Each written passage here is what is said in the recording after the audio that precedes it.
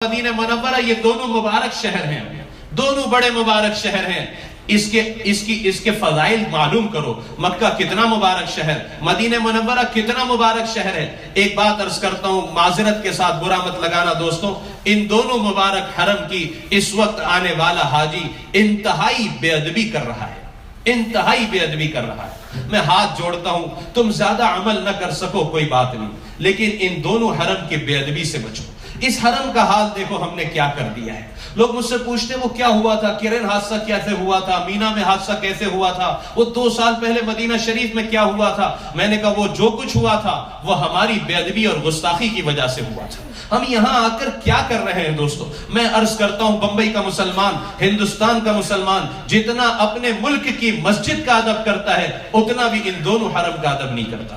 کیا حال بنایا حرم کو، جا کر دیکھو، فوٹو اسٹوڈیو بنا دیا ہے۔ ایک کھڑا ہوتا ہے دوسری فوٹو نکالتا ہے، دوسرا کھڑا ہوتا ہے تیسرا فوٹو نکالتا ہے۔ اب تو گروپ فوٹو لی جا رہی ہے۔ میں پرسوں بیٹھا تھا مطاف میں، 3 بج رہے رات کے، لوگ تہجد میں اور تلاوت میں مصروف ہیں اور گروپ فوٹو لی جا رہی ہے، اور جب فلیش آ رہا ہے ان پر کیمرے کے ذریعے باقاعدہ، تو سارے لوگ ہنس رہے ہیں اور تھم بتا رہے ہیں اور چیخ رہے ہیں۔ کس قدر حرم کی بے حرمتی اور بے ادبی کی جا رہی ہے۔ یہ جگہ فوٹو لینے کی ہے میرے بھائی۔ مقام ابراہیم پر دیکھا لڑکیوں کو، بچیاں میری بہنیں سیلفی لے رہی ہیں، سیلفی اسٹک کے ساتھ فوٹو لی جا رہی ہے۔ حرم کی حرمت کو کس قدر پامال کیا جا رہا ہے۔ یہاں تو تمہاری سانسیں رک جانا چاہیے۔ یہ اول بیت ہے، یہ اللہ کا گھر ہے، یہ بے ادبی اور گستاخی کی جگہ نہیں ہے دوستو۔ کس قدر گستاخی اور کس قدر بے ادبیاں یہاں ہو رہی ہیں۔ طواف میں دیکھتا ہوں بعض بھائیوں کو اور بہنوں کو نکاح کے فوراً بعد آ گئے ہیں، کسی نے انہیں بتایا نہیں طواف کیسے کرنا چاہیے۔ کوئی اپنی بیوی کے کاندھے پر ہاتھ رکھ کر طواف کر رہا ہے، کوئی گلے میں ہاتھ ڈال کر طواف کر رہا ہے، کوئی ہاتھ میں ہاتھ لیے طواف کر رہا ہے۔ کوئی مارننگ واک کے لیے آپ نکلے ہو یا کسی گارڈن میں ٹہلنے کے لیے نکلے ہو، طواف کرنے کا طریقہ بھی کسی نے نہیں بتایا کہ کیسے طواف کرنا چاہیے۔ اس قدر بے ادبی ہے، اس قدر جسارت ہے۔ انہوں نے پچھلے 2-3 سال سے کرسیاں رکھنا شروع کی ہے، یہ ضعیفوں کے لیے رکھی ہے، جو اپنے بمبئی کی مسجدوں میں، ہندوستان کی مسجدوں میں بھی نیچے نہیں بیٹھ سکتے، اپنے گھروں میں بھی نیچے نہیں بیٹھ سکتے، مجبور ہیں وہ کرسیوں پر بیٹھنے کے لیے۔ ان کے لیے انہوں نے کرسیاں رکھی۔ ہمارا جوان بھی دھڑلے سے کرسیاں استعمال کر رہا ہے، پورے حرم کو، پورے مطاف کو یعنی اسٹیڈیم بنا کر رکھ دیا ہے، ہر کس و ناقص کرسی پر بیٹھا ہے۔ کیا حال ہے، پیچھے بیٹھنے والے کو بیت اللہ نظر نہیں آ رہا۔ نوجوان کو دیکھا کرسی پر بیٹھا، پیر پر پیر چڑھائے، اپنے دوست کو کہا یہاں بیٹھو، وہ بھی کرسی پر بیٹھ گیا، اور باتیں چل رہی ہے دنیا کی، یہاں کی، وہاں کی، لا یعنی حرم میں بیٹھ کر ہو رہی ہے۔ اب تو اللہ معاف فرمائے، مطاف میں بھی وہ آنکھیں نظر نہیں آتی جو بیٹھ کر محبت سے بیت اللہ کو دیکھنے والی ہوں۔ ہمیں دوسروں کی کمی نہیں دیکھنا ہے، لیکن ہم یہ نہ کریں اس کے لیے کبھی ذرا بیٹھے ہوئے مجمع کی آنکھیں دیکھو جو مطاف میں بیٹھی ہوئی ہے، مطاف میں بیٹھ کر بھی یہاں دیکھ رہا ہے، وہاں دیکھ رہا ہے، بیت اللہ کو دیکھنے کی توفیق نہیں ہو رہی۔ 120 رحمتیں بیت اللہ پر نازل ہو رہی ہیں، اس میں 20 صرف دیکھنے والے کے لیے ہے، لیکن وہاں بیٹھ کر بھی بیت اللہ کو محبت کی نگاہ سے نہیں دیکھ رہا۔ میں نے ہمارے ہندوستان کے ایک بڑے عالم دین، ایک بزرگ کو دیکھا، انتقال ہو گیا، اللہ ان کی مغفرت فرمائے۔ جسم بہت زیادہ بھاری تھا، ویل چیئر پر جب مطاف میں رات کو ان کو لایا جاتا تھا، ایسے ٹکٹکی لگا کر بیت اللہ کو دیکھتے تھے کہ پلک بھی نہیں جھپکتی تھی، ایسے بالکل دیکھتے تھے آنکھ۔ اب تو آنکھیں بھی نظر نہیں آتی کہ جو بیت اللہ کو یہ میرے رب کا گھر ہے۔ محبت کے ساتھ کچھ دیر بیت اللہ، میں آپ سے کہوں ہم میں سے کتنے ہیں جنہوں نے 15 منٹ بالکل نظر لگا کر بیت اللہ کو دیکھا ہوگا؟ نہ ہم اپنے بچوں کی عادت ہم خود ہی نہیں کرتے۔ میں نے اپنے بیٹے سے کہا 2 مہینہ پہلے، دیکھ بیٹا اگر 10 منٹ تک کنٹینیو تو نے دیکھا نا بیت اللہ کو محبت سے، تجھے فلاں گفٹ دوں گا۔ اس نے موبائل پر الارم لگائی، وہ دیکھنے لگا۔ میں نے کہا دیکھ گفٹ کے لیے مت دیکھنا، اللہ کا گھر ہے اس لیے محبت۔ اب ہم خود ہی نہیں دیکھتے، ہم اپنے بچوں کو کیا کہ توفیق ہی نہیں کہ بیت اللہ کو، اللہ کے گھر کو محبت کے سے دیکھ لیں۔ اب تو ایسا تماشا ہوا ہے میرے بھائیوں کہ اذان ہوتی ہے تو ہم کلوک ٹاور کو دیکھتے ہیں، اس سے نکلنے والی لائٹ کو دیکھتے ہیں۔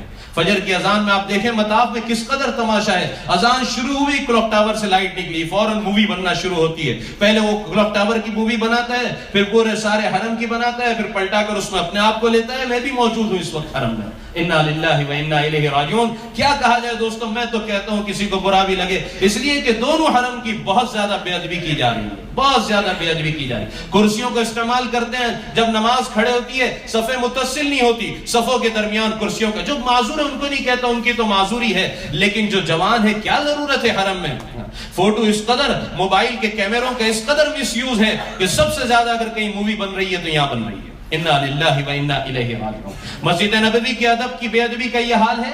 مواج شریف پر سرکار کو سلام عرض کرنے حاضر ہو رہے ہیں. کسی نے بتایا نہیں سلام کیسے عرض کرنا, کسی نے بتایا نہیں سلام کیسے عرض کرنا. 80% مجمع اس قدر بے ادبی اور گستاخی کے ساتھ صلاۃ و سلام عرض کرنے حاضر ہوتا ہے کہ کلیجہ حلق کو آ جاتا ہے کہ کسی نے اس کو بتایا نہیں سرکار کے روضے پر کیسے حاضر ہونا ہے. میں آپ کو بتاؤں, اور اس لیے بتاؤں کہ ہم یہ غلطی نہیں کریں. ایک بڑا مجمع اس طرح سلام عرض کرنے ہندوستان پاکستان کا آتا ہے, ایک ہاتھ میں چپل ہوتے ہیں اور دوسرے ہاتھ سے مووی بنا رہا ہوتا ہے. ایک ہاتھ میں چپل پکڑے ہیں اور دوسرے ہاتھ سے مووی بن رہی ہے, اور سرکار کے روضے پر سلام عرض کرنے آیا ہے. انا للہ و انا الیہ راجعون. کوئی جگہ نہ ملی جہاں چپل رکھ دیتا. یہ جگہ ہے مووی بنانے کی. یہ تو وہ جگہ ہے جہاں جنید اور بایزید کی سانسیں رک جایا کرتی ہیں. ادب کی وجہ سے سانس رک جانی چاہیے. اس قدر گستاخی اور بے ادبی کہ یہاں بھی مووی بنا رہے ہو. میرے بھائیوں کوئی بتانے, میری ماں بہنیں یہاں بڑی تعداد میں ہیں, میں ہاتھ جوڑ کر اپنی ماں بہنوں سے کہتا ہوں سب سے زیادہ شور کی آواز تمہاری جگہ سے آتی ہے. تمہارا 3 وقت دروازہ کھلتا ہے ریاض الجنہ میں جانے کا اور سلام عرض کرنے کا. اس تینوں وقت میں تمہارے یہاں سے عورتوں کے حصے سے شور کی اس قدر آواز آتی ہے کہ مردوں کے حصے تک وہ شور کی آواز آتی ہے. اور اس قدر عورتیں بے ادبی کرتی ہیں. میری اہلیہ بھی کہنے لگی 2 مہینہ پہلے, یہ حال ہے مواج شریف پر سلام عرض کرتے ہوئے کہ ایک دوسرے کو دھکے دے رہی ہیں اور سر سے دوپٹے ہٹ رہے ہیں, ایک دوسرے کو چپل سے مار رہی ہیں. انا للہ و انا الیہ راجعون. میں آپ سے کہتا ہوں آپ کو قریب جانے کی جگہ نہ ملے, ریاض الجنہ میں جانے کی جگہ نہ ملے, میری ماں بہنوں جہاں تمہیں جگہ ملے وہیں نماز پڑھ لینا, جہاں جگہ ملے وہیں سے سلام عرض کر دینا, لیکن بے ادبی اور گستاخی سے بچنا. میں نہیں کہتا, سورہ حجرات اللہ کا قرآن کہتا ہے یا ایھا الذین آمنوا لا ترفعوا اصواتکم فوق صوت النبی. ایمان والو یاد رکھو اگر نبی کی آواز سے تمہاری آواز بلند ہو گئی, تمہارے سارے حج, سارے عمرے, ساری تہجد, ساری نوافل سب ضائع ہو جائے گی, تمہیں پتہ بھی نہیں چلے گا. علماء فرماتے لا یشعرون کیوں کہا گیا تمہیں پتہ نہیں چلے گا؟ پتہ چل جائے تو معافی تو مانگ لے. پتہ بھی نہیں چلے گا کہ حج, طواف, عمرے سب ضائع ہو گئے, کب وہاں کی بے ادبی سب کچھ ضائع و برباد کر دے.